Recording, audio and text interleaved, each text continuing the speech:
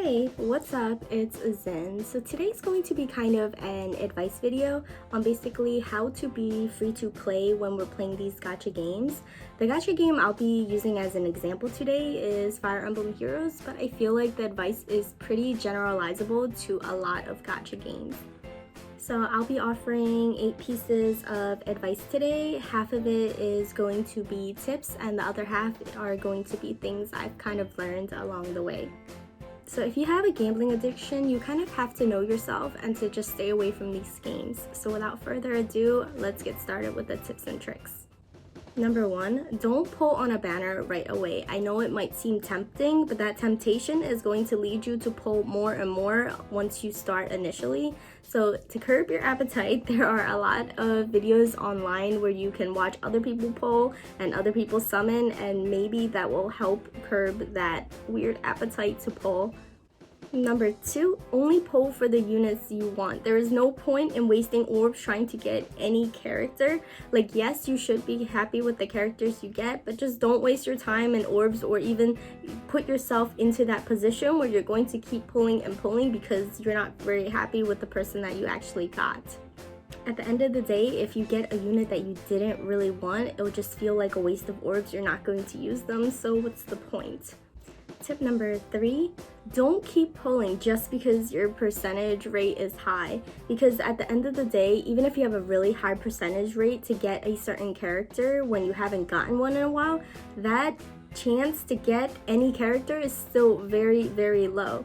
For example, if your percentage rate is, let's say, 3% when you're initially pulling, that's like probably 1 in every 33 characters, right? Let's say your appearance rate goes all the way up to 5%, that's still only 1 in 20 characters. Like, that's still very low chance to get them, and we have to put that into perspective sometimes.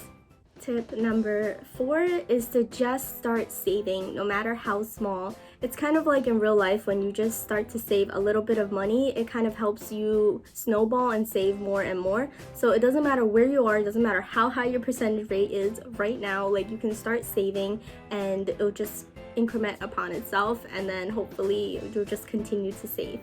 And also, if you get into the mindset of a person who doesn't pull on every single banner and you consider yourself like a saver or a hoarder of orbs, that becomes kind of your identity, and then you just continue to save from there as well. Just make sure if you want to buy orbs that you are financially feasible to do so. Now we'll go on to some of the things that I've learned along the way. Number 5, all games will eventually be powercrept. So it doesn't matter how good the units are today, right now, they can get powercrept for, like, let's say 6 months from now, a year from now. Heck, they can even be powercrept by the next banner.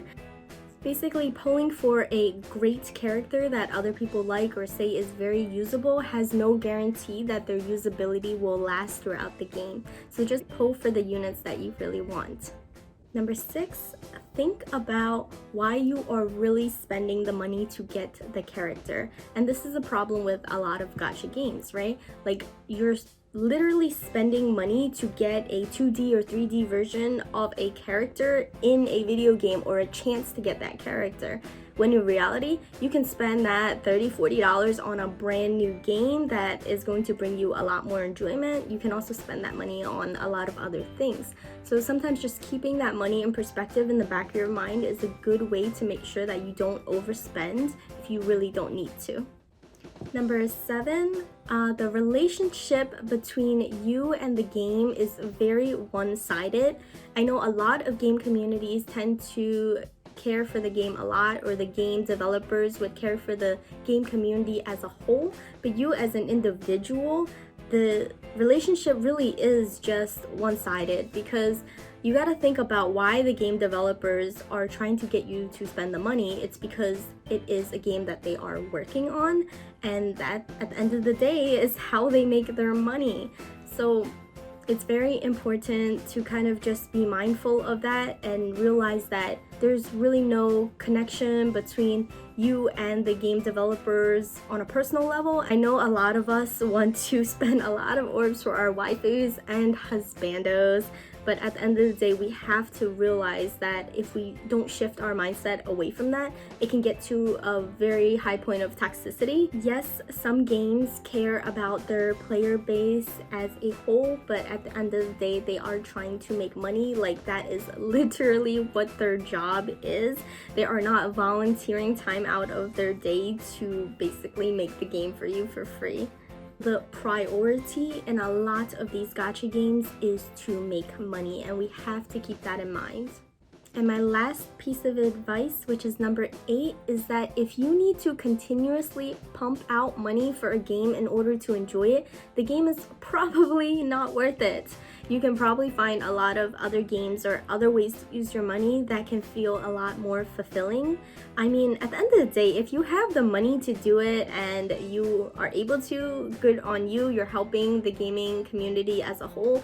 We have to keep in mind that gambling is a serious addiction and it can get really serious real fast, especially even if we feel some attachment to the game. And we have to be careful of these relationships because some games can be very, very predatory in nature.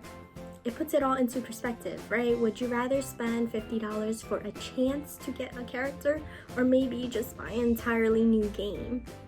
I don't ever want to come across as cynical or negative when it comes to these games because I think they have the potential to bring a lot of fulfillment and enjoyment to the players that are playing it.